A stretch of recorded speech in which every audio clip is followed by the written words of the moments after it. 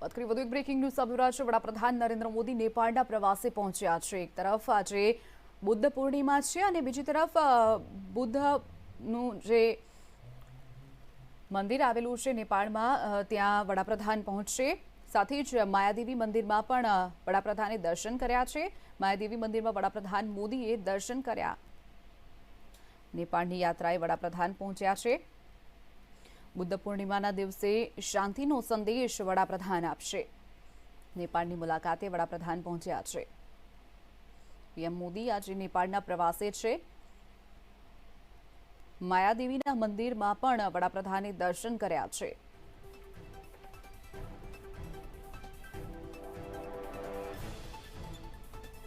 एक तरफ बुद्ध पूर्णिमा छे त्यारे आजे वडाप्रधान बुद्धना जन्मस्थळनी पण मुलाकात लेशे। नेपाळमां जे बुद्ध भगवानનું જે જન્મસ્થળ આવેલું છે લુંબિની તેનું પણ મુલાકાત વડાપ્રધાન લેશે। તેની પહેલા તેમણે માયાદેવીના દર્શન કર્યા હતા।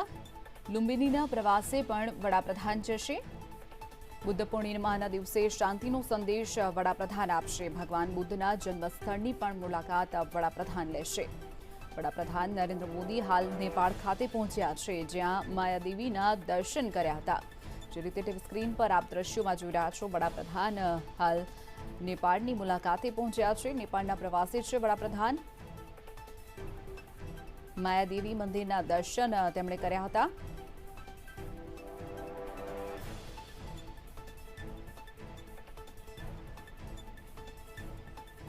तो बीजी तरफ जे विजिटर बुक जे होय छे तेमां वडाप्रधान हाल पोतानुं ओपिनियन लखी रह्या छे। लुंबिनियाना प्रवासी पीएम मोदी पहोंचशे। लुंबिनिया ए बुद्ध भगवाननुं जन्मस्थळ छे तेनी पण आजे मुलाकात लेशे। एक तरफ आजे भगवान बुद्धनी आजे बुद्ध पूर्णिमा छे अने बीजी तरफ तेमना जन्मस्थळनी पण आजे वडाप्रधान मुलाकात लेशे। लुंबिनीनी मुलाकात लई अने त्यां पूजा अर्चना करशे। लुंबिनीना प्रवासे पीएम मोदी पहोंच्या छे।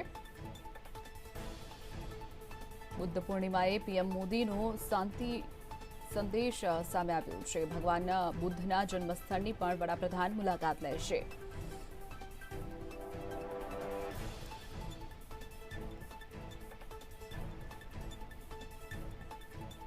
तो पीएम मोदीए मायादेवी मंदिरमां दर्शन कर्या, माताजीनी पूजा अर्चना करी अने साथे ज जे प्रवासीओनी जे नोटबुक होय छे तेमां તેમણે પોતાનું ઓપિનિયન પણ શેર કર્યો છે।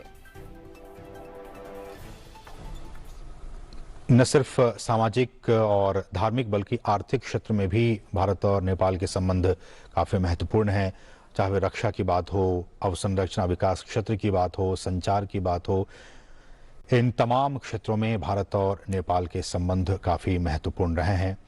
भारत और नेपाल एक सबसे बड़ा व्यापारिक भागीदार भी है और विदेशी निवेश वहाँ काफ़ी मात्रा में भारत की तरफ से किया जा रहा है। सर झुकाकर प्रणाम और नमन करते हुए इस मंदिर को एक बार फिर से प्रधानमंत्री नरेंद्र मोदी और उनके बिल्कुल साथ साथ नेपाल के प्रधानमंत्री शेर बहादुर देउबा और उनकी धर्मपत्नी भी मौजूद इस यात्रा के दौरान।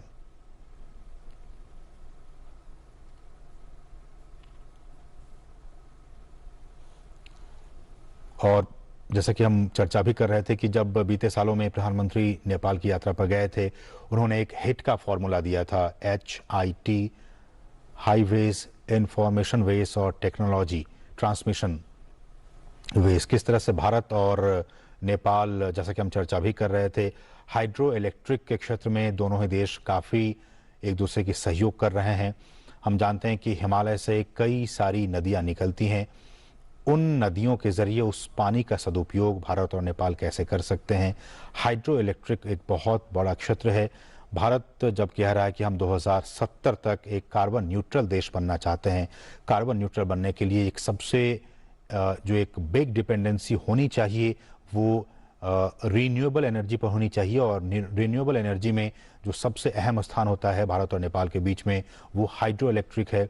और हाइड्रो इलेक्ट्रिक पर भारत और नेपाल के बीच में कई सारे ऐसे परियोजनाएं हैं जिस पर दोनों ही देश मिलकर काम कर रहे हैं। पंचेश्वर परियोजना हो, अरुण परियोजना हो, इन तमाम परियोजनाओं पर लगातार भारत और नेपाल काम कर रहे हैं। अभी हमने देखा बीते महीने में जब नेपाल के प्रधानमंत्री शेर बहादुर देउबा भारत आए थे तो किस तरह से हाइड्रो इलेक्ट्रिक के क्षेत्र में एग्रीमेंट्स हुए थे। भारत और नेपाल के बीच जो रेल सेवा है, हम जब कनेक्टिविटी की बात करते हैं उस पे बहुत सारे एग्रीमेंट्स हुए, उसको कार्यान्वित भी किया गया। इन तमाम क्षेत्रों में भारत और नेपाल के संबंध लगातार आगे बढ़ते जा रहे हैं। संचार की बात आ जाती है तो हम जानते हैं कि नेपाल जो एक लैंड लॉक्ड कंट्री है, एक भू आबद्ध देश है, लैंड लॉक्ड कंट्री है जो कि 3 तरफ से हिंदुस्तान से और एक तरफ से तिब्बत से घिरा हुआ है, लैंड लॉक्ड कंट्री है। इसलिए यहाँ पे इन चुनौतियों को पार पाते हुए भारत ने अपने मदद का हाथ हमेशा से बढ़ाता आया है और भारत और नेपाल ने अपने नागरिकों के बीच संपर्क को बढ़ाने और आर्थिक वृद्धि और विकास को बढ़ावा देने के लिए लगातार कनेक्टिविटी पर काम किया है। और इन तस्वीरों में आप देख सकते हैं वहां से, इस कार्यक्रम स्थल से अब प्रधानमंत्री वहां से रवाना होने जा रहे हैं। ये लुम्बिनी की आप तस्वीरें देख पा रहे हैं। तो अभी आपने देखा किस तरह से प्रधानमंत्री वहां पे माया देवी मंदिर जाकर प्रधानमंत्री ने पूजा अर्चना की और वहाँ पे जो बौद्ध धर्म के मतावलंबी है वो यहाँ पे हर साल आते हैं और यहाँ पूजा अर्चना करते हैं। और ये जो जगह है वो यूनेस्को की जो वर्ल्ड हेरिटेज साइट है उसमें भी इसे शामिल किया गया है। और हमने तस्वीरों में आपको दिखाया उस पवित्र कुंड को, उस पवित्र बागीचे को। 2003 में इसे रेनोवेट किया गया और उसके बाद से ऐसा कहा जाता है कि इसको बनाने के पीछे 1939 में उसे केशर शमशेर ने 1939 में बनाया और उसके बाद आज जिस मंदिर को आपने देखा उसे 2003 में तैयार किया गया। और इसके पीछे लुम्बिनी डेवलपमेंट ट्रस्ट का बहुत अहम रोल है। उन्होंने इसका जीर्णोद्धार किया और इस मंदिर को एक बार फिर से खड़ा किया। हम इन तमाम विषयों पर विस्तार से बातचीत कर रहे हैं।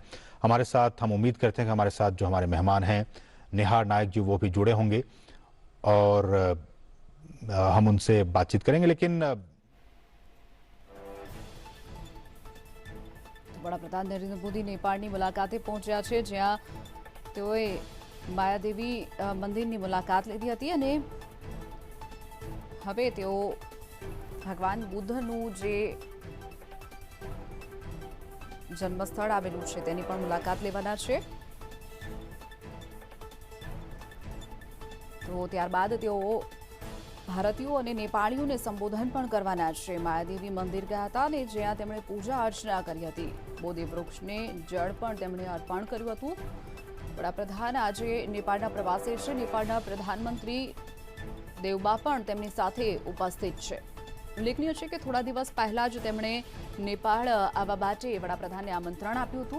નેપાળમાં લોકોએ મોદી મોદીના નારા પણ લગાવ્યા હતા। વડાપ્રધાન જ્યારે નેપાળ પહોંચ્યા ત્યારે લોકોએ મોદી મોદીના નારા પણ લગાવ્યા હતા। તો વડાપ્રધાન નરેન્દ્ર મોદી 2566મી બુદ્ધ જયંતિની ઉજવણીમાં પણ હાજરી આપશે। તેઓ બૌદ્ધ વિદ્વાનો અને સાધુઓ સાથે नेपाल तथा भारतना लोकोने संबोधन करशे। वडाप्रधाननी आ मुलाकातनो हेतु ऐतिहासिक अने सांस्कृतिक परंपरा साथे नेपाल भारत वच्चे सदियों जूना धार्मिक संबंधोने प्रोत्साहन आपवानो छे। तो वडाप्रधान बौद्ध कल्चर एंड हेरिटेजनी आधारशिलाने पण मूकशे।